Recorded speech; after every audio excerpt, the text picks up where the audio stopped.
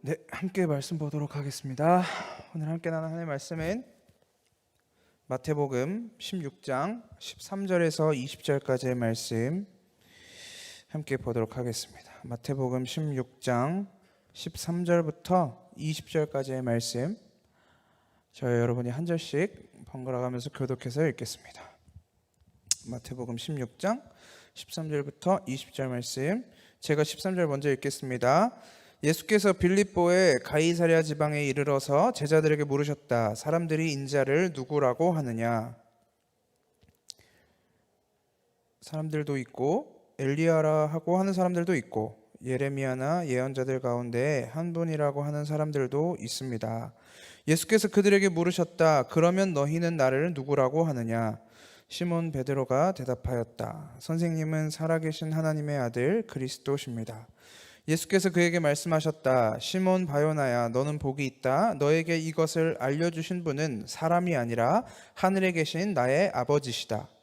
나도 너에게 말한다. 너는 베드로다. 나는 이 반석 위에다가 내 교회를 세우겠다.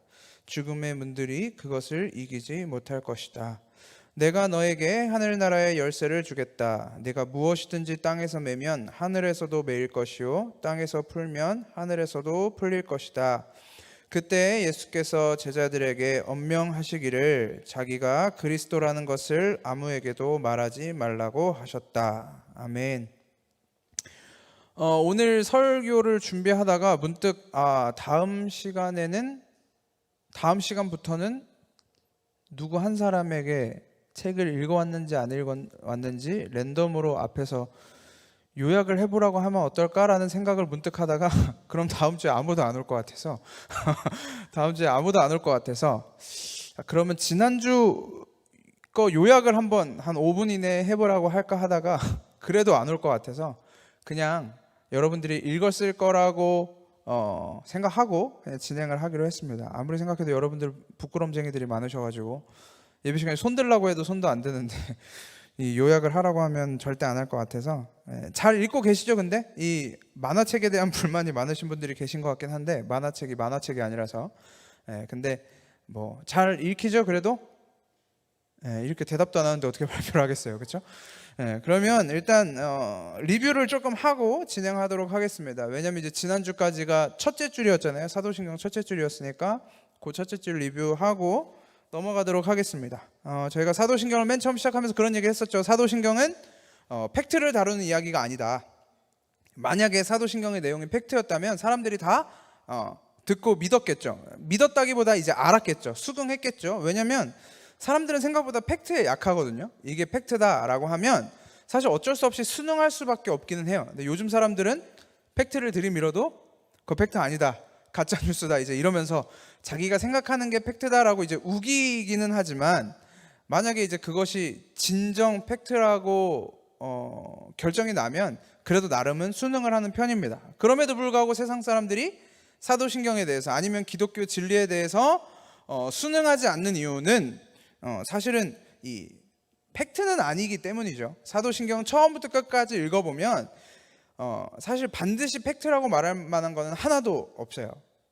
전능하사 천지를 만드신 하나님 아버지를 내가 믿사오며부터 사실은 뭐 항상 얘기했지만 믿음을 전제로 하고 있고 이것이 사실이라고는 이야기하지 않고 있기 때문에 사도신경을 잘 이해하기 위해서, 가장 잘 이해하기 위해서는 믿음이 가장 중요하다라는 이야기를 한번 했었습니다. 그리고 이제 바로 이어지는 첫 번째 문장, 전능하사 천지를 만드신 하나님 아버지를 내가 믿사오며, 이것은 하나님이 이 세상의 모든 것들을 창조하셨다라는 이야기죠. 눈에 보이는 뭐 동물, 나무, 뭐 구름, 뭐 태양 이런 것뿐만 아니라 뭐 공기, 바람, 뭐 미생물, 뭐 에너지, 뭐 이런 모든 것들을 다 하나님이 만드셨다. 이것들이 다 피조물이다라는 이야기를 했었습니다. 그리고 만약에 하나님이 이 세상의 모든 것들을 창조하셨다면 그 만드신 데에는 반드시 의도와 뜻과 의미가 담겨져 있다. 우리 삶조차도 하나님의 계획이 담겨 있을 수밖에 없다. 하나님이 만드셨다면. 그렇기 때문에 하나님이 운행하시는 이 세상 속에 그 어떤 것도 우연히 일어나거나 우발적으로 일어날 수는 없다라는 이야기를 했었죠. 하나님이 뭔가를 만들었는데 그것이 예상하지 못한 것이 튀어나오면서 우연히 그리고 우발적으로 뭔가가 생겨났다라는 것은 하나님의 전능하심과는 대치되는 개념이다. 이런 이야기도 한번 했었습니다. 그래서 오늘 이렇게 비가 오는 거, 그렇죠? 지난주에 미세먼지가 많았던 거, 그리고 그 전주에는 우리가 족구를 하겠다고 했던 걸 까먹었던 거, 이런 것들도 다 우리 기준에서는 우연과 우발이겠지만 하나님의 기준, 하나님의 입장에서는 그것이 하나님의 계획 가운데 있는 일들이다. 오늘 제가 꽃을 사기 위해서 이 우산을 쓰고 갔지만 이 우산이 구멍이 나 있었고, 그래서 온몸이 다 젖었고, 그래서 짜증이 났지만 이런 모든 것들도 다 제 기준에서는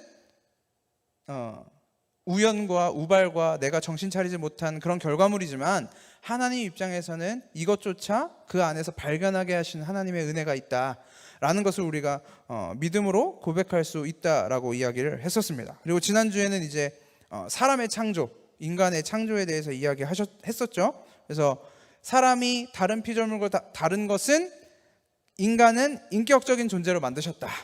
그 인격이라는 것은 하나님의 형상, 하나님의 모양을 따라서 지으신 건데, 그것은 하나님과 우리가 동일한 존재라는 것이 아니라 하나님의 속성들을 우리가 가지고 있다. 근데 하나님과 우리 안에 차이가 있었죠. 그것은 무한하냐 유한하냐. 그렇기 때문에 무한하신 하나님의 능력들, 예를 들면 전능, 전지, 편재, 뭐 이런 것들은 우리가 다 가질 수 없지만 하나님의 사랑, 뭐 기쁨, 지식, 이제 이런 것들은 우리가 가질 수 있다라는 거죠. 그것들의 이제 대표적인 것들이 성령의 9가지 열매겠죠. 성령이 우리 안에 계시면 우리 안에 맺어지는 그 9가지 열매. 제가 뭐 이렇게 이 암기력이 좋은 건 아니라서 막 잘 기억하지 못하는데 성령의 9가지는 좀 기억을 하고 있거든요. 사랑과 희락과 화평과 오래 참음과 자비와 양성과 온유와 충성과 절제, 이 9가지인데 이걸 기억하고 있는 이유는 TMI지만 제가 원래 아이를 9명 낳으려고 했거든요. 그래서 이 9명, 이 성령의 9가지 열매로 이름을 지어야겠다라는 이 허망한 꿈을 꿨었는데 이미 뭐 날아갔죠. 9명 낳기는 이제 그런 것 같고, 아무튼 이제 이런 것들이 우리 안에 하나님의 속성들이 유한하게 우리에게 주어져서 비록 하나님의 있는 모습 그대로 따라할 수는 없지만 미약 하나마 그것들이 우리 안에서 드러난다. 우리가 누군가를 사랑하고 누군가와 함께 기뻐하고 그 다음에 즐거워하고 오래 참고 절제하고 충성하는 그런 삶으로 나타난다. 비록 죄 때문에 그 모습이 깨어졌지만 성령님이 우리 안에 계시면 그것들이 열매를 맺게 하신다. 성령님이 그렇게 맺어 가신다 라는 이야기를 했었죠. 그리고 우리 안에 하나님의 인격이 있으므로 가장 결정적이게 우리 안에 생긴 것은, 다른 피조물들과 다르게 우리에게 생긴 것은 바로 하나님을 인식할 수 있는 능력. 인류의 모든 역사 속에서 신적인 존재가 없었던 적은 없다. 그 신적인 존재가 때로는 뭐 물, 때로는 바다, 산, 뭐 나무, 동물, 돌, 이런 각자의 모양은 달랐지만 인간이 할 수 없는 초월적인 것들에 대해서 항상 신적인 존재를 의존해 왔다. 그것은 인간에게 신이라는 존재를 갈망하게 하는 그런 인식이 있다라는 이야기를 했었죠. 그래서 우리가 하나님을 믿는 자들은 그 존재가 하나님이라는 것을 알지만, 신이 하나님이시라는 걸 알지만 그것을 모르는 사람들, 그것을 발견하지 못한 사람들, 혹은 발견하지 못하게 하신 사람들은 그것을 이제 허망한 곳에 뭐 동물, 뭐 이제 우상 숭배, 이제 이런 것들로 빠질 수밖에 없다라는 거죠. 그래서 우리가 무엇을 믿느냐, 그리고 그 믿는 것을 어떻게 예배하느냐, 그게 인류 역사 속에서 계속 반복되어 있었던 거죠. 그런데 우리가 믿는 성경은 그것을 이야기하고 있죠. 너희가 무엇을 믿느냐, 그리고 너희가 그것을 어떻게 예배할 것이냐, 그리고 하나님이 창조한 우리는 누구인가, 우리 창조의 목적은 무엇인가. 그것을 이사야서 43장 21절에서는 이 백성은 내가 나를 위하여 지었나니 나를 영원토록 찬송하게 하려 함이라. 그래서 우리의 목적은 창조하신 하나님을 찬양하고 영광 돌리는 데 있다. 그래서 우리는 이 첫 줄, 사도신경의 첫 줄을 고백하면서 이 모든 것들이 함축된 내용이라는 것을 기억하고 고백할 때 우리가 이런 것들을 찬양하는 것이구나, 이런 것들이 우리의 믿음이구나, 이런 것들이 우리의 고백이구나 라는 것을 기억하면서 고백하자, 사도신경을 암송하자라는 이야기를 지난주까지 했었습니다. 그리고 오늘은 이제 두 번째 문장, 그 외아들 우리 주 예수 그리스도를 믿사오니. 이제 여기로 들어갑니다. 근데 여러분, 저번에 우리 첫 강의 때도 이야기했던 것 같은데, 사도신경에서 가장 많은 분량을 차지하고 있는 것이 바로 예수 그리스도에 대한 고백입니다. 총 사도신경이 12문장으로 되어 있는데 예수에 대한 내용이 6문장으로 되어 있어요. 그 외아들 우리 주 예수 그리스도를 믿사오니 이는 성령으로 잉태하여서 동정녀 마리아에게 나시고 본디오 빌라도에게 고난을 받으사 십자가에 못 박혀 죽으시고 장사한 지 사흘 만에 죽은 자 가운데서 다시 살아나시며 하늘에 오르사 전능하신 하나님 편에 앉아 계시다가 저희로서 산자와 죽은 자를 심판하러 오시리라. 이렇게 6문장이 예수에 대한 내용으로 다루고 있습니다. 그 이유가 무엇일까요? 책에서도 이야기하고 있는데, 그 이유는, 예수에 대한 내용을 가장 많이 다루고 있는 이유는 첫 번째로 가장 중요하기 때문이죠. 애초에 이제 기독교라는 것이 그리스도라는 단어에서 나온 겁니다. 그리스도라는 게 이제 한자로 번역하면 기독이 되거든요. 그래서 중국에서는 예수 그리스도를 예수찌두라고 해요. 예수찌두가 이제 기독이거든요. 그래서 그게 찌두짜오가 됐고 우리나라로 오면서 기독교가 됐죠. 그래서 기독교가 그리스도교예요. 그리고 영어로는 이제 크리스천이라고 부르잖아요. 그 크리스천도 Jesus Christ에서 나온 거죠. 그래서 이 예수라는 존재가 이 기독교가 존재하게 된, 어떻게 보면 가장 중요한 이야기라고 볼 수 있겠죠. 중요한 존재라고 볼 수 있겠죠. 사도행전 11장 19절에서 26절에 보면 이제 사도 바울이 안디옥에 가서 예수 그리스도의 복음을 전하게 됐고, 그 예수의 복음을 들은 자들이 그때부터, 그 복음을 듣고 믿기 시작한 사람들을 그때부터 그리스도인들이라고 부르기 시작했다라고 합니다. 그래서 그리스도인이라는 것은, 그리고 기독교라는 것은 예수의 복음을 들은 자들, 그리고 그것을 믿는 자들, 예수를 그리스도라고 고백하는 자들을 이제 그리스도인이라고 부른다. 그것을 기독교라고 부른다. 그래서 예수는 굉장히 중요한 내용이기도 하다, 기독교에게 있어서. 자, 사도신경의 총 6문장에 아까 제가 읽어드렸는데, 그것은 크게는 2개로 나눌 수 있어요. 첫 번째는 예수가 누구냐, 그게 우리가 오늘 배울 내용이고, 두 번째 파트는 뭐냐면, 그래서 예수가 와서 뭘 했냐. 그래서 이렇게 나누죠. 예수의 탄생, 죽음, 부활, 승천, 재림. 요게 순서예요. 그 예수가 누구냐, 어떻게 태어났냐, 어떻게 죽었냐, 어떻게 부활했냐, 어떻게 승천했냐, 어떻게 재림하실 것이냐. 이제 요게 이제 사도신경에 총 다루어지고 있습니다. 그래서 조금 외울 필요는 없어요. 좀 어려운 단어기도 하지만, 예수가 누구시냐라고 하는 것을 예수님의 인격이라고 하고, 이제 예수님이 이 땅에서 무엇을 하셨냐라는 것을 예수님의 사역이라고 합니다. 그래서 예수님의 인격과 예수님의 사역이 사도신경 안에 담겨져 있다. 우리가 그것을 고백할 때 예수님이 이런 분이구나, 예수님이 이런 일을 하셨구나라는 것을 알 수 있다라는 거죠. 그래서 여러분들이 사도신경을 외우다가 가끔 헷갈릴 때가 있잖아요. 주기도문이랑 헷갈릴 때가 있잖아요. 그러면 이제 이 순서를 생각하시면 돼요. 태어나셨으니 죽으셔야 되고, 죽으셨으니 부활하셔야 되고, 이 순서대로 따라서 암송을 하시면 아마 조금 더 수월하실 겁니다.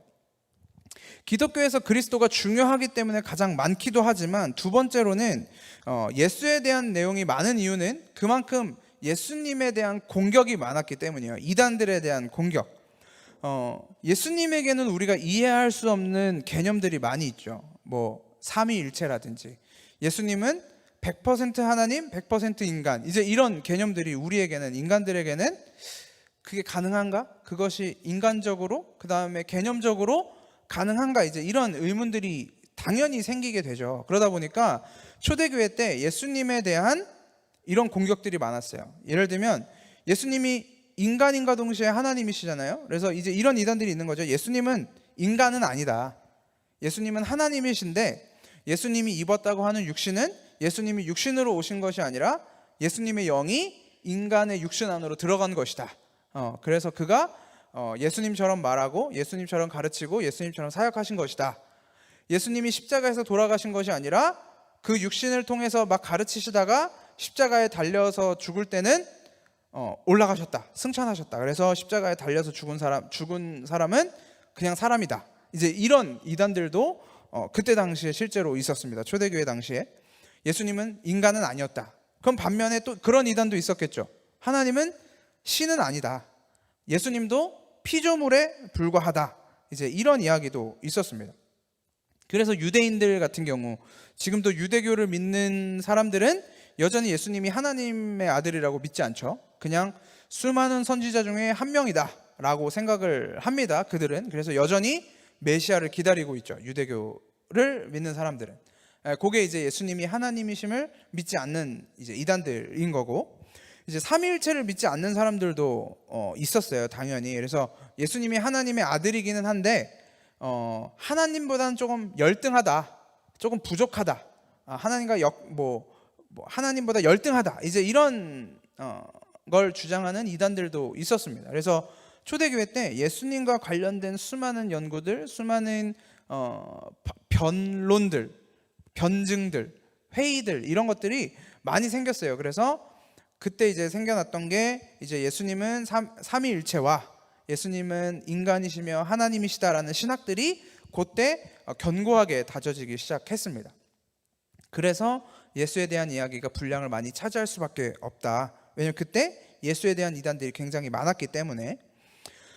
그래서 이제 이 책에서 이 다른 종교들과 이제 기독교를 비교하면서 한 이야기가 하나 있는데, 이제 다른 종교들의 경우에는 이 창시자의 가르침이 굉장히 중요하다라고 이야기하죠. 예를 들면 불교는 석가모니의 가르침, 뭐 유교나 이런 데는 공자의 가르침, 노자의 가르침. 그래서 그들이 뭘 가르쳤는지, 그들의 가르침의 내용이 뭔지가 굉장히 중요하죠. 근데 기독교 같은 경우는 그거랑 조금 다르죠. 물론 예수님의 가르침, 예수님의 말씀을 우리가 배우고 공부하지만, 사실은 그것보다는 예수님이 누구이고 예수님이 이 땅에 우리를 위하여, 우리를 구원하기 위해서 무슨 일을 하셨는가, 그것이 사실은 더 우리에게 중요하다라는 거죠. 물론 예수님이 우리에게 무엇을 하셨는가를 알기 위해서 예수님이 이 땅에서 하셨던 말씀, 가르치셨던 말씀, 예수님이 하셨던 일들을 성경을 통해 연구하고 공부하죠.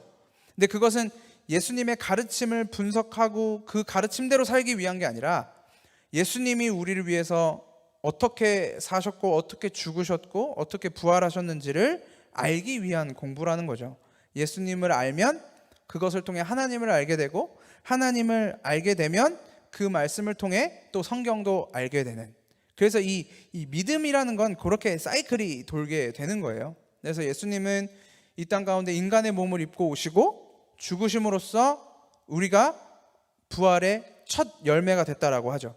예수님이 첫 열매가 되셨으면 그건 무슨 의미예요? 첫 열매는 그 다음 열매도 있다라는 거죠. 반드시 그 줄줄이 소세지처럼, 요즘 그 비엔나 소세지가 그렇게 안 나오던데 옛날에는 소세지가 이렇게 연결돼서 나왔잖아요. 그래서 하나만 빼면 돌돌돌돌 나왔거든요. 이제 그렇게 예수님이 부활하셨으니 우리도 그 예수님의 꼬랑지를 잡고 예수님이 가셨던 길을 따라간다. 그게 예수님의 사역이다. 이제 이게 어떻게 보면 성경이 말하는 예수 그리스도의 사역이 우리에게 주는 의미라고 볼 수 있습니다. 그래서 기독교는 깨달음의 종교라고 하지 않아요. 통달의 종교라고도 하지 않고, 먼저는 믿음의 종교라고 이야기하죠. 예수 그리스도를 믿는 것, 그 다음에 하나님이 우리를 구원하셨다는 것을 믿는 것. 그래서 지식이 없어서 구원 못 받는다, 이런 얘기는 하지 않죠. 옛날에 그 돈으로도 못 가요 하나님 나라, 요 찬양에도 지식으로 못 가요 하나님 나라, 이렇게 이야기하죠. 근데 이제 호세아에 보면 그 내 백성이 지식이 없어서 망하는도다, 이제 이렇게 이야기하는 본문도 있긴 한데, 거기서 말하는 지식은 어떤 뭐 불교나 이런 데서 말하는 어떤 통달, 그 가르침을 다 아는 지식이 아니라 하나님을 아는 지식, 그리스도를 아는 지식. 지금 새벽에 잠언을 하고 있는데, 잠언도 지혜에 대해서 이야기를 하지만 그 지혜가 뭘 가르치는지는 1장에 분명하게 이야기하고 있죠. 지혜는 여호와를 아는 것이 지식의 근본이오늘, 그것이 우리가 지혜와 명철로 인도한다, 이제 이렇게 이야기합니다. 그래서 지혜는 하나님을 아는 것, 여호와를 경외하는 것, 그것이 지식의 근본이다라고 이야기하는 거죠. 그래서 기독교는 깨달음의 종교가 아니라 믿음의 종교다. 예수 그리스도가 누구신지를 알아가는 그 종교다라는 것입니다. 그래서 예수가 누구인지, 예수가 무엇을 하셨는지는 굉장히 중요하다. 왜냐하면 예수님이 만약에 하나님도 아니고 인간도 아니었다면, 그리고 부활도 안 하셨다면 우리의 믿음이 다 헛것이 될 수밖에 없죠. 이 사도 바울이 그 고린도전서 15장에 보면 그런 이야기를 해요. 만약에 예수 그리스도의 부활이 없다면 우리가 세상에서 제일 불쌍한 사람이다, 이제 이런 이야기를 사도 바울도 하거든요. 그렇기 때문에 그 사도 바울의 이야기는, 그렇기 때문에 부활은 너희 믿음 안에서 반드시 존재한다, 예수 그리스도는 반드시 부활하셨다 이제라고 이야기를 해요. 그리고 세상 사람들은 예수님을 4대 성인이라고 이야기하죠. 4대 성인이 예수, 석가모니, 공자, 무하마드인가요? 모하메드? 아무튼 그렇게 4대 성인인 걸로 알고 있는데, 근데 예수님이 하신 거를 간디인가? 아니죠. 간디는 아니죠. 4대 성인은 아니죠. 아무튼 중요한 건 아니니까. 만약에 그들이 생각하는 것처럼 말하는 것처럼 예수님을 4대 성인으로 넣을 거면 저는 그 이야기를 하고 싶어요. 만약에 너희가 예수님의 가르침을 듣고 그것을 예수님을 성인이라고 여길 거면 너네가 예수님이 하나님의 아들이라는 것도 믿어야지. 예수님이 하신 말은 다 믿으면서 예수님이 하셨던, 그리고 가장 중요한 말인 내가 하나님의 아들이다라는 것을 왜 믿지 않느냐. 만약에 예수님을 4대 성인에 넣을 거면 그것도 믿던지, 아니면 예수님을 성인이라고 하지 말던지. 왜냐하면 예수님의 말이 다 거짓이면 예수는 그냥 희대의 사기꾼이거든요. 사기꾼이에요. 왜냐하면 예수님은 하나님의 아들이라는 것을 처음부터 전제하고 시작했기 때문에.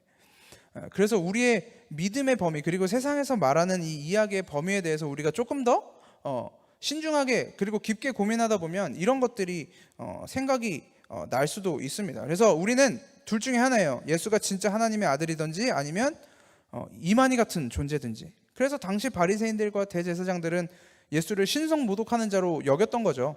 그래서 십자가에 매달아서 죽여버린 거고. 그래서 우리도 그리스도인으로 살아가기 위해서는 예수라는 존재에 대해서 알 필요가 있다. 어떻게 믿을 것인지 그 내용을 알 필요가 있다. 그것이 오늘 시작하는 그 외아들 우리 주 예수 그리스도를 믿사오니입니다. 그래서 오늘 이 챕터에는 4가지 주제로 분리해서 볼 수 있겠죠.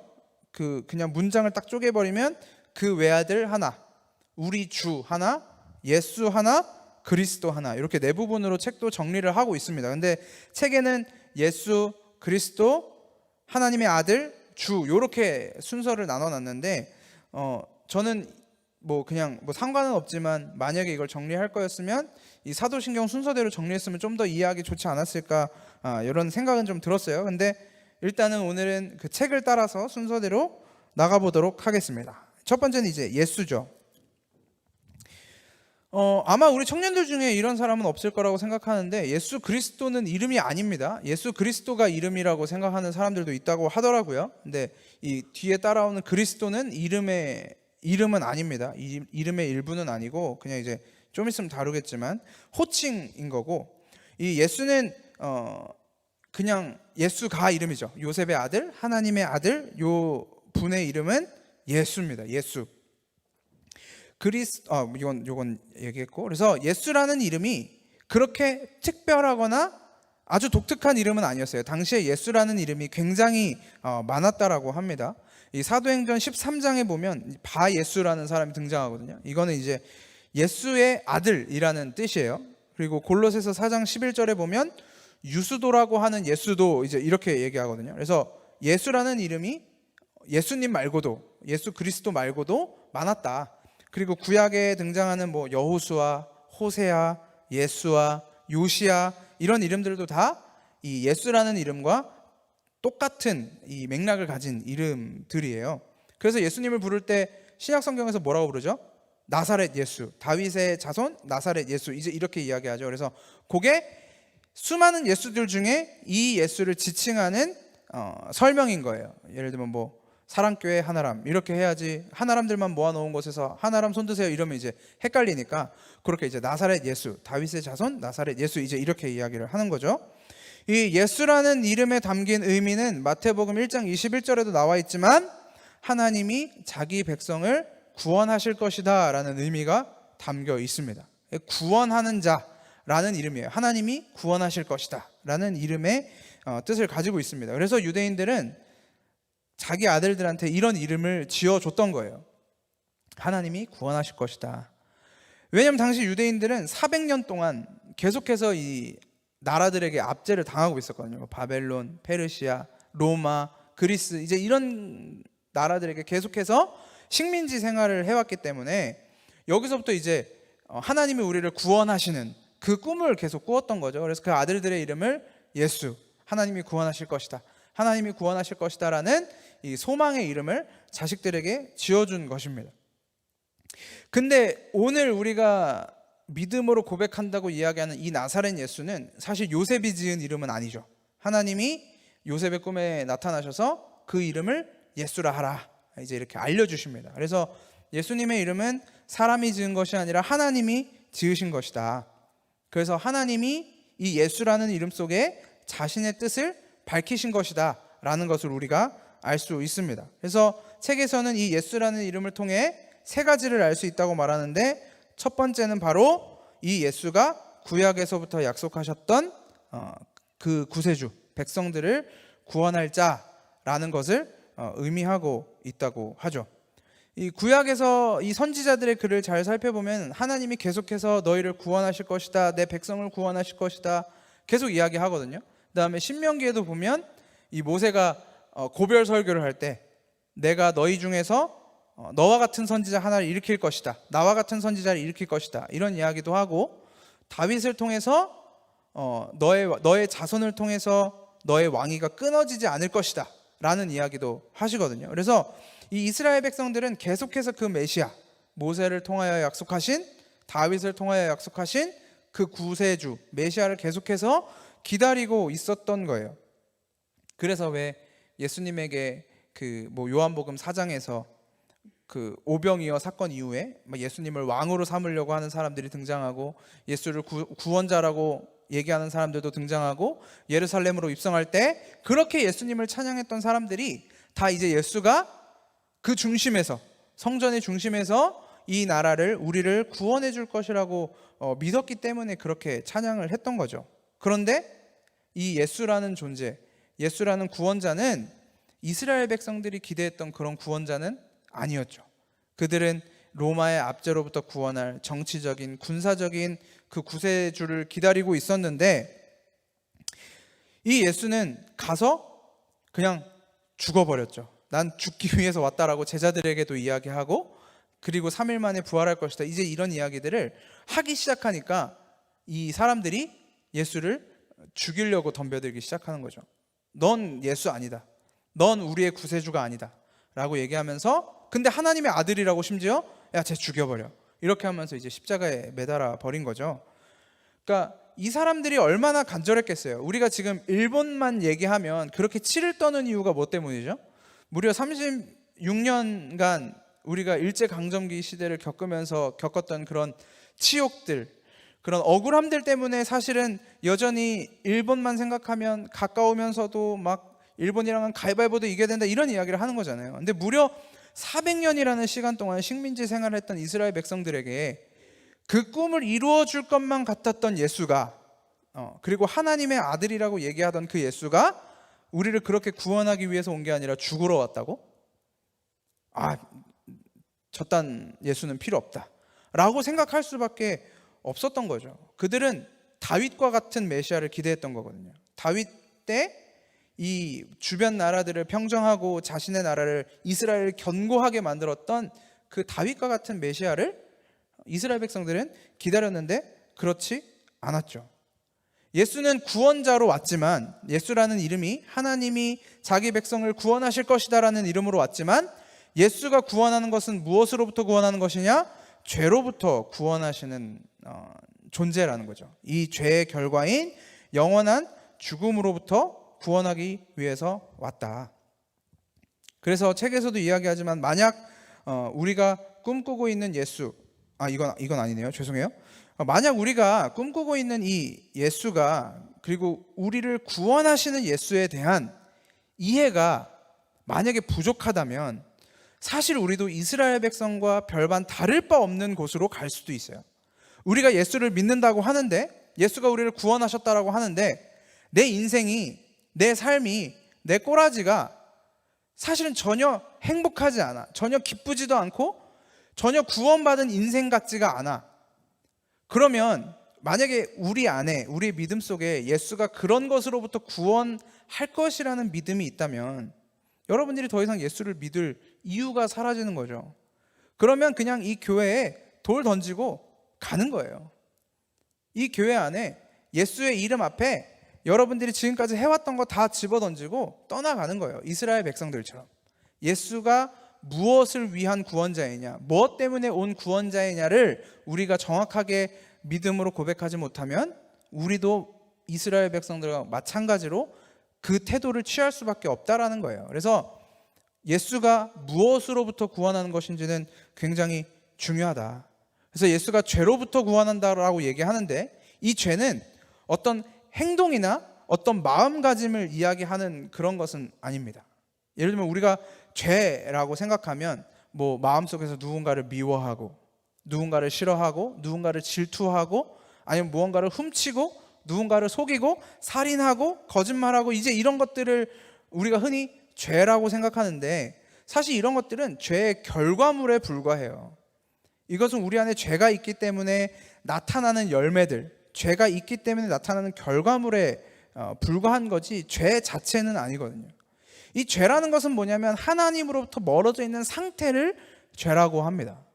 하나님으로부터 멀어져 있기 때문에 하나님의 속성과 다른 것들이 우리 안에서 나올 수밖에 없는 거예요. 그러면 예수님이 우리를 죄로부터 구원하기 위해서 오셨다라고 하면, 죄로부터 구원하기 위해서 오셨다라고 하면 우리 안에서 가장 먼저 일어나는 변화는, 우리가 누군가를 미워하지 않고, 시기하지 않고, 거짓말하지 않고, 이런 것들이 반드시 나중엔 나타나겠지만 가장 먼저는 하나님으로 가는 그 길이 열리는 거예요. 그래서 예수님이 요한복음에서 내가 곧 길이요 진리요 생명이니라고 이야기하는 게, 우리가 하나님께로 갈 수 없는 그 길이 막혀 있었을 때 예수 그리스도가 그 길로서 하나님으로 연결시켜 주는 거죠. 우리가 하나님에 대한 진리를 알지 못할 때, 여호와를 경외하는 것이 지식의 근본이오늘 그 지식이 없을 때, 그 지혜가 없을 때 예수 그리스도가 진리로서 우리를 하나님께로 나아가게 한다라는 거예요. 그래서 예수 그리스도가 아니면, 나로 말미암지 않고는 아버지께로 갈 자가 없다라고 이야기하는 것이 사실은 정확한 이야기인 거죠. 예수 그리스도가 아니면 우리가 하나님께로 갈 수 없다. 이 간격을 좁힐 수가 없다.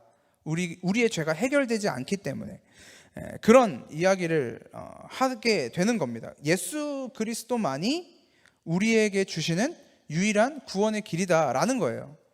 그래서 사실은 기독교는 어떻게 보면 배타적일 수밖에 없어요.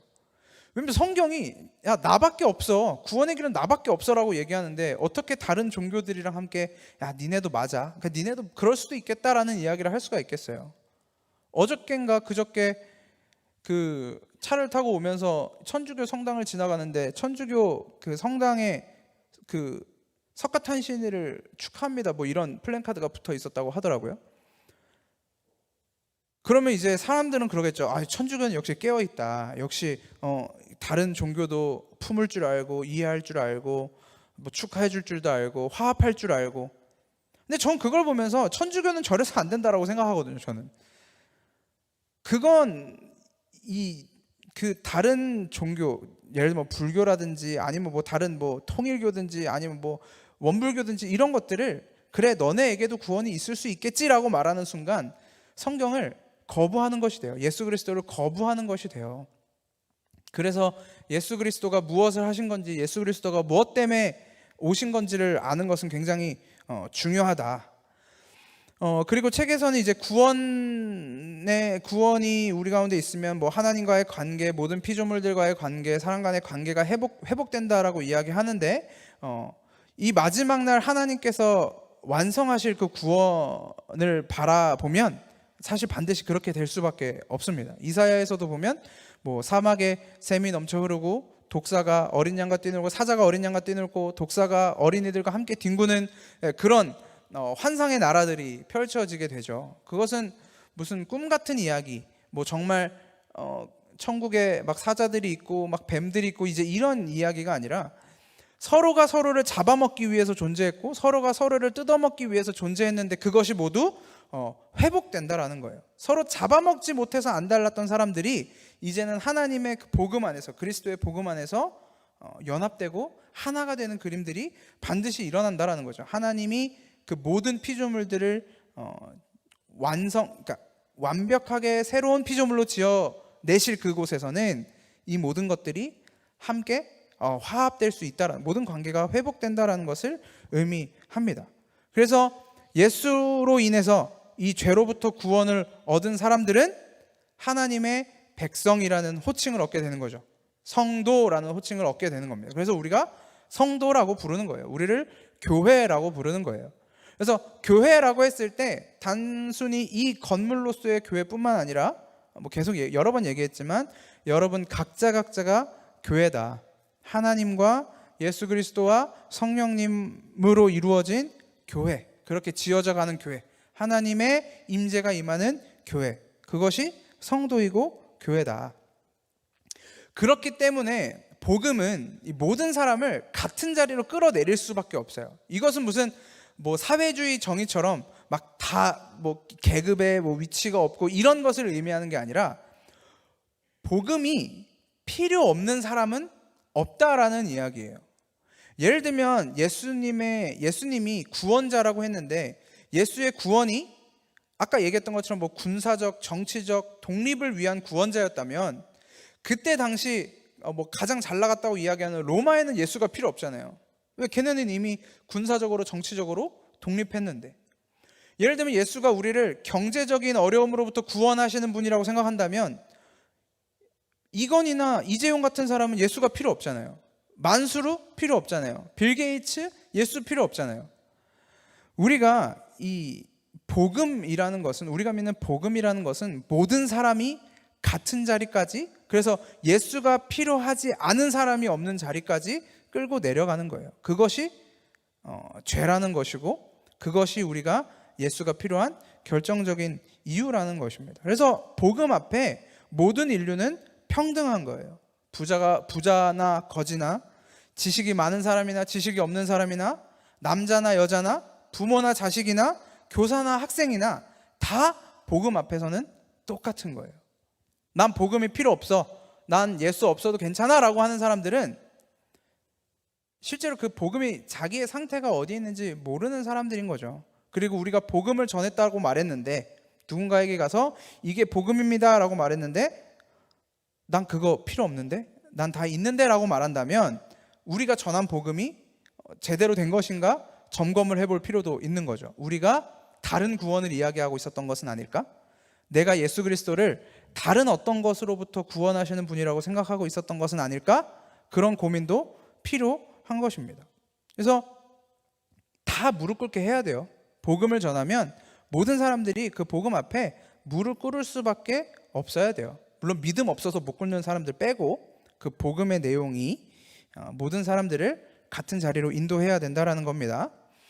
이제 두 번째 주제가 그리스도입니다. 그리스도. 두 번째는 그리스도인데, 사실 이 책에서 다루고 있는 이 그리스도에 대한 내용을 예수 부분에서 이제 많이 연결해서 했기 때문에 조금 뛰어넘으면서 할게요. 이 그리스도라는 거는 아까 얘기했던 것처럼 이름이 아니라 호칭이라고 그랬죠. 이순신 장군 할 때 그 장군 이런 것처럼 이제 호칭입니다. 그래서 히브리어로는 메시아, 헬라어로는 그리스도라고 하는데, 이 뜻은 사실 구원자, 구세주 이런 의미가 아니라 기름 부음 받은 자라는 뜻입니다.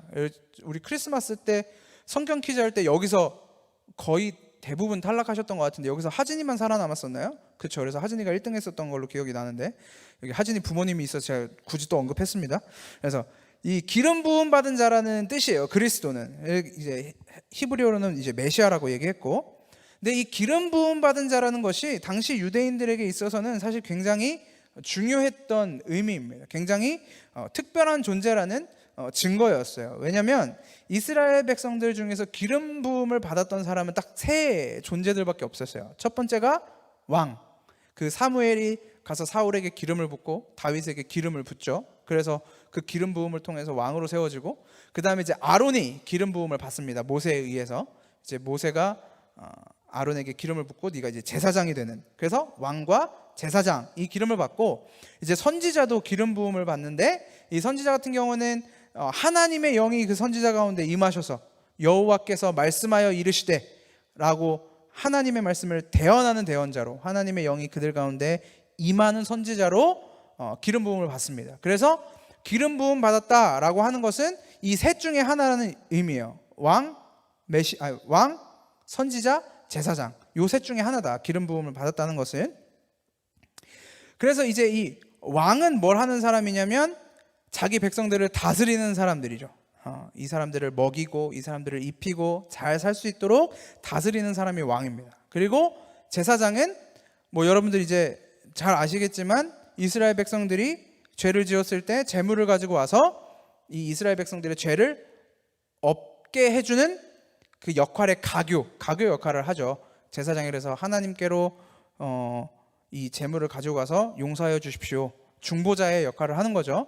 그다음에 마지막에 이제 선지자는 하나님의 말씀을 가르치고 때로는 책망하고 때로는 축복하고 때로는 구원의 메시지를 전하기도 하고 하는 이제 하나님의 말씀을 가르치는 사람으로 서고 있습니다. 그래서 이 그리스도, 기름 부음 받은 자 예수는 이 땅 가운데 오셔서 이 중에 무슨 일을 할까요? 이 세 개를 다 하는 거죠.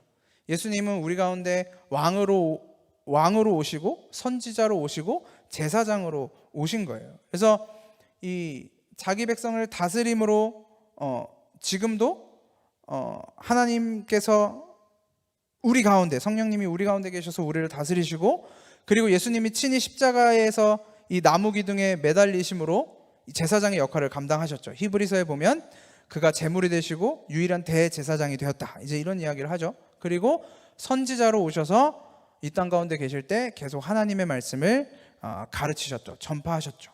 그리고 지금 우리 안에 계신 성령 하나님이 그 역할을 하고 계시죠. 그래서 이 우리가 앞에 예수라는 이름에 담긴 내용, 그 다음에 그리스도라는 이름에 담긴 내용, 이 모든 내용을 우리가 알고 믿는다고 고백할 수 있을 때 사용하는 단어가 예수 그리스도인 거예요.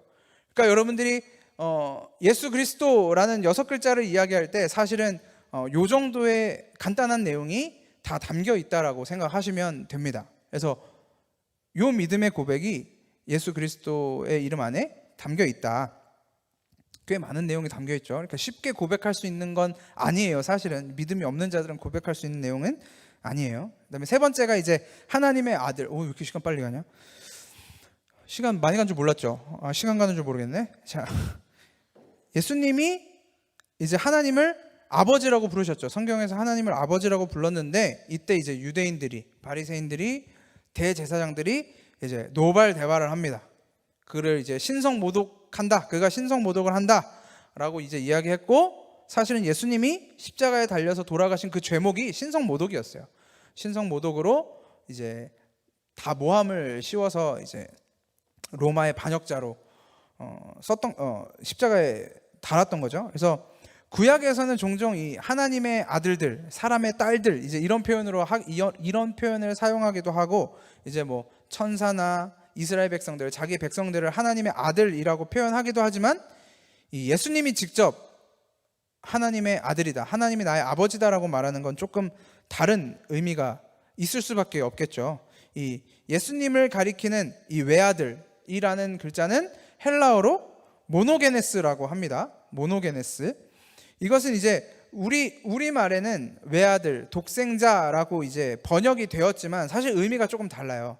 그러니까 하나, 숫자 하나를 의미하는 헬라어는 사실 에이스라는 헬라어가 있어요. 근데 이 에이스라는 단어를 사용하지 않고 모노라는 단어를 사용한 거죠. 그리고 이제 게네스는, 이건 듣고 잊어버리세요. 게네스는 이제 기노마이라는 헬라어에서 이게 무엇이 되다, 이렇게 되어지다, 이제 이런 단어의 의미로 사용되고 있는데, 그래서 모노게네스는 하나밖에 없는 독특한 존재가 되다, 이제 이런 의미를 담고 있는 겁니다. 독생자, 하나밖에 없는 아들이 아니라 독특한, 그리고 특별한, 유일한 존재가 되다, 이제 이런 의미를 담고 있는 거예요. 그래서 세상에는 없는 특별한 존재를 담고 있는 단어입니다. 이 외아들, 독생자는, 모노게네스라는 단어는.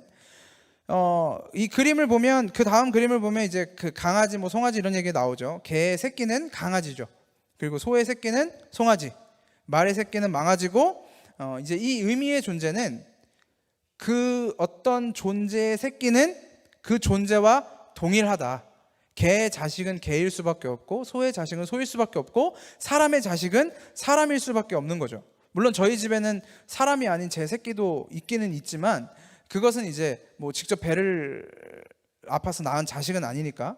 그래서 이 하나님의 아들이라고 이야기하는 것, 하나님이 나의 아버지라고 이야기하는 것은 내가 하나님과 동일한 본질을 가지고 있다라는 이야기인 거예요.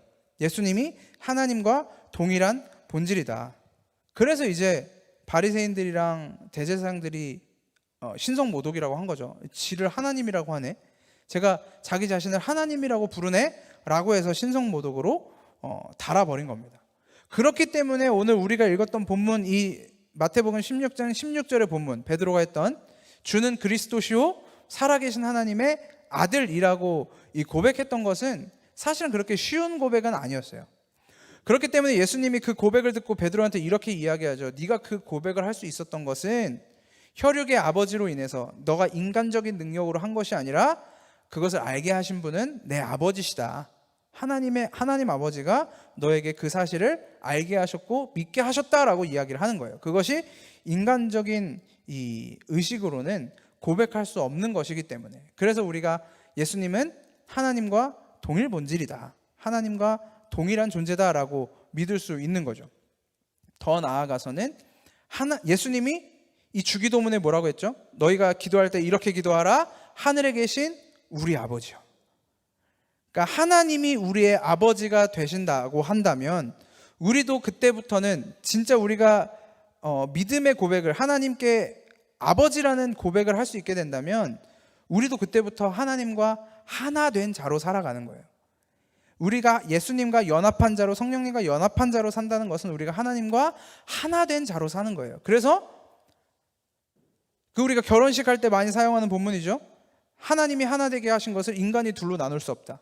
하나님이 우리를 자기와 연합하게 하시고 예수 그리스도를 통해 하나님과 하나 되게 하신 것을 인간이 어떻게 둘로 나눌 수 있겠습니까? 하나님이 우리를 자기와 연합하여 하나 되게 하셨는데, 그래서 이것은 결혼할 때 이거 하는 거는, 그래서 여러분 이혼하지 마십시오, 하나님이 하나 되게 했으니까 이혼하면 안 됩니다라는 이야기가 아니에요. 하나님이 예수님이 우리와 결혼을 하셨을 때 그때는 내가 너를 절대 포기하지 않겠다, 너를 절대 놓지 않겠다, 너를 나에게서 절대 분리시키지 않겠다라는 하나님의 결단이기도 합니다. 그래서 여러분들이 아무리 발버둥을 쳐봐도 하나님께서 멀어져야지, 이제 예수님 믿지 말아야지 라고 발버둥을 쳐도 성도는 거기서 멀어질 수가 없는 거예요. 사람이 분리시킬 수가 없는 겁니다. 그게 이 아들됨의 고백, 그리고 우리가 아들이 되었다는 고백인 거예요. 하나님의 아들 예수 그리스도. 마지막으로 이제 가면 이제 주라는 고백을 해야죠. 그 외아들 우리 주 예수 그리스도를 믿사오니. 빨리 마무리해야 되겠네요. 이 주라는 것은 주인 그리고 주님이라는 뜻을 가지고 있습니다. 영어로는 롤드라고 하고 헬라어로는 큐리오스, 히브리어로는 이것 좀 들어보셨을 것 같아요. 아도나이라는 말 많이 들어보셨죠? 이제 이 단어는 우리 삶의 주인이 누구이냐라는 것에 대한 고백입니다. 그래서 구약에 보면 우리가 읽을 때 여호와 하나님이라는 단어가 등장하잖아요. 그런데 이제 여러분 아시는지 모르겠지만 카톨릭 천주교에서는 여호와라고 안 하고 야훼라고 하죠. 들어보셨죠? 야훼라고 부릅니다. 근데 이제 그렇게 기독교, 천주교 또 다른 데마다 다르게 부르는 이유는, 여러분 사계명을 보면, 10계명의 사계명을 보면 그게 있죠. 내 이름을 망령되이 부르지 말라. 이게 이제 사계명에 등장하는데, 그러다 보니까 이스라엘 백성들이 성경을 읽을 때 이 여호와라는 글자가 있으면 그거를 읽지 않았어요.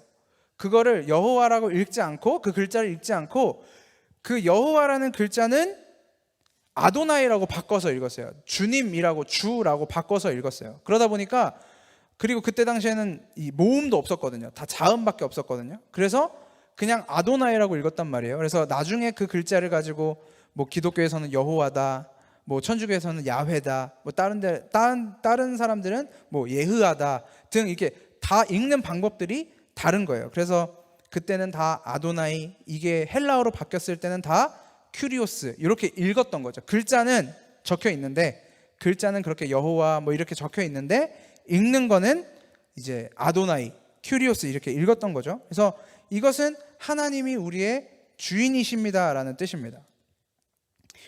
요즘은 이제 종살이 하는 사람들은 없지만 당시에는 종살이 하는 사람들이 있었죠. 유대인들 아니면 로마 시대 때 종이나 노예가 다 있었는데, 그때 종이나 노예가 주인을 부를 때 주님, 주인 이렇게 불렀어요. 그리고 로마 식민지를 살 때 그 로마 사람들의 인사가 카이사가 주인이십니다 였다라고 얘기하죠. 그래서 만날 때마다 그 고백을, 카이사가 우리의 주인입니다라는 고백을 할 수밖에 없었다라고 하죠. 그래서 기독교인들이 그 고백을 못했다라고 하죠. 카이사가 주인이십니다라는 고백을 못했다라고 하죠. 왜냐하면 예수님이 우리의 주인이니까.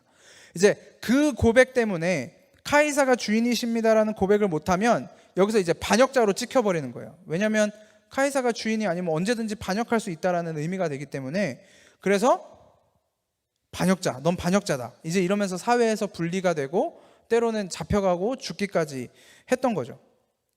종이 있으면 이 종은 하나의 인격체로 인정받지 못합니다. 그저 소모품이에요. 그래서 시장에서 팔리는 거예요. 팔고 사고, 나이가 들면 점점 값이 내려가고 또 일 잘하는 사람 값이 올라가고, 이제 이렇게 되는 소모품에 불과한 거죠. 소모품에 인격이 있었을까요? 인격이 없죠. 그냥 주인이 하라는 대로, 주인이 시키는 대로, 주인이 움직이게 하는 대로 하는 것이 종이고 노예였어요. 그게 주인이라는 개념인 거죠. 그런데 예수를 우리의 주라고 고백하는 것은 물론 이제 우리가 전 시간에 인격적인 존재로 창조되었던 것을 이야기했기 때문에 하나님이 우리를 그런 비인격적인 존재로 만드셨고 우리가 그런 비인격적인 존재라는 의미는 아니지만, 그것만큼이나 예수님이 우리의 주인이시라는 의미를 담고 있습니다. 도마는 예수님의 부활하심을 보고, 부활하신 그 육신을 보고 나의 주, 나의 하나님이다 라고 표현했다라고 얘기하죠. 고백했다고 이야기하죠. 이것이 이 예수의 정체성, 그 다음에 예수가 하나님과 동일한 본질이신 것을 이제 안 자들, 그것을 발견한 자들이 할 수 있는 고백이에요. 구약에서 등장하는 수없이 등장하는 주라는 고백, 나의 주인이라는 고백, 나의 주님이라는 고백은 이 예수를 통해서 신약에서 연결이 되는 거죠.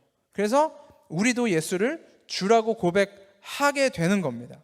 물론 우리가 주라고 고백하지만 여전히 예수님을 주인처럼 안 모시는 사람들도 많죠.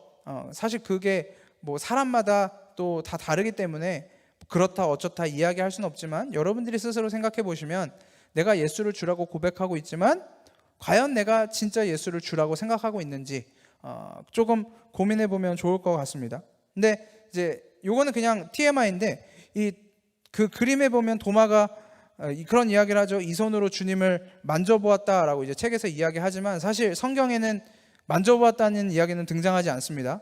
내가 그 손바닥과 옆구리를 만져보아야 믿겠다라고 했고, 예수님이 도마에게 찾아오셔서 만져보아라, 만져보고 믿어라 라고 이야기하셨는데, 사실 도마가 거기서 이제 바로 고백을 하죠. 나의 주, 나의 하나님이다라는 고백을 하죠. 그래서 실제로 만졌는지 안 만졌는지는 모릅니다. 뭐 TMI예요. 슬슬 피곤한 사람들이 있는 것 같아서 금방 끝납니다. 3분 안에 끝나요. 그래서 마지막 페이지인데, 예수님이 우리의 주가 되셨다라는 것은 곧 우리의 삶의 주인이 내가 아니다라는 것을 의미합니다. 여러분들이 오늘 지금 이 쉬고 있는 숨, 나의 시간, 내가 지금 있는 장소, 지금 이 순간, 이 모든 것이 다 사실은 나의 것이 아니라는 거예요. 오늘 제가 여기 사랑교회 오고 나서 이랬던 적이 없었는데 주보에 그 소천 소식을 2분이나 적었던 적은 처음이거든요. 지난주 주일이랑 이제 그저께 이제 2분이 돌아가시면서 장례식을 둘 다 갔다 왔는데, 그 삶이라는 것도, 그 숨을 걷어가시는 것도 우리는 하나님이 걷어가셨다라고 이야기하죠. 그러니까 우리가 이 땅에서 살아갈 수 있는 가장 근본적인 그 숨조차 하나님의 것이라면 세상에 우리의 것인 게 어떻게 있을 수 있겠습니까? 오늘 살아가는 이 시간, 이 순간, 지금 여러분들이 내뱉은 이 숨, 이것조차 사실은 나의 것이 아니라는 거죠. 이 모든 것이 다 그리스도의 것이고 하나님의 것이라는 겁니다. 그래서 뭐 그림에서 말하는 것처럼 뭐 그런 고민을 하죠. 차를 살 돈이 생겼는데 차를 살 것이냐, 선교헌금을 내야 될 것이냐, 이제 이런 고민을 하는데, 저는 그렇게 생각해요. 우리에게 돈이 생겼을 때 모든 것을 다 선교헌금으로 내는 것이 곧 예수를 주인으로 삼는 것이다 라고 생각을 하지는 않습니다. 예수님이 우리의 주인이지 선교 헌금이 우리의 주인은 아니잖아요. 물론 이제 그 마음이 있으면 우리가 할 수도 있지만, 헌금을 할 수도 있지만, 그래서 이 책에서 결론 짓는 것처럼, 마무리하는 것처럼, 뭐 내가 돈이 남았을 때, 시간이 남았을 때, 나한테 재능이 있을 때, 건강이 있을 때, 이런 것들을 다 뭐 교회나 하나님께 투자하는 것이 뭐 올바른 신앙생활이라고 보지는 않아요. 이제 우리가 아직 거기까지 가진 않았지만 나중에 이제 성령님에 대한 믿음의 고백을 하게 되면 나오겠지만, 이 성령 하나님이 우리에게 이 믿음을 주시고 우리를 그 믿음의 분량대로 이끌어 가시는데, 그 믿음의 분량대로 우리가 살아가는 거예요. 그렇기 때문에 우리가 누구를 뭐 평가할 수도, 매번 얘기하지만 우리가 누구를 평가할 수도, 이 사람이 믿음이 있다 없다 이야기할 수도 없는 거죠. 우리 안에 누군가는 굉장히 큰 믿음으로, 누군가는 아직은 시작하는 믿음으로 자기에게 주신 그 믿음의 분량대로 여러분들이 이 믿음의 삶을 살아내는 겁니다. 그래서 우리 각자에게, 여러분들에게 그 외아들 우리 주 예수 그리스도를 믿사오니 라는 이 고백의 결과물이 어떤지 저는 모르겠어요. 여러분들이 그 믿음의 고백이 있다면 여러분들은 반드시 그 고백을 삶으로 살아내게 될 겁니다. 반드시 살아내게 될 거예요. 근데 그 살아내는 삶에 정답은 없다. 정답은 없다.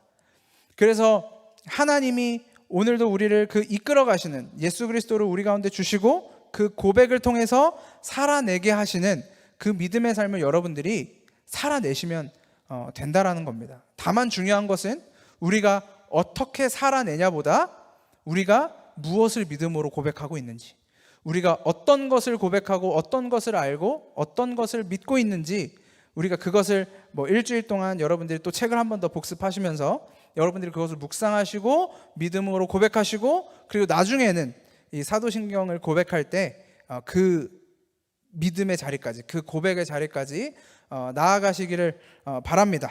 우리 함께 찬양하겠습니다.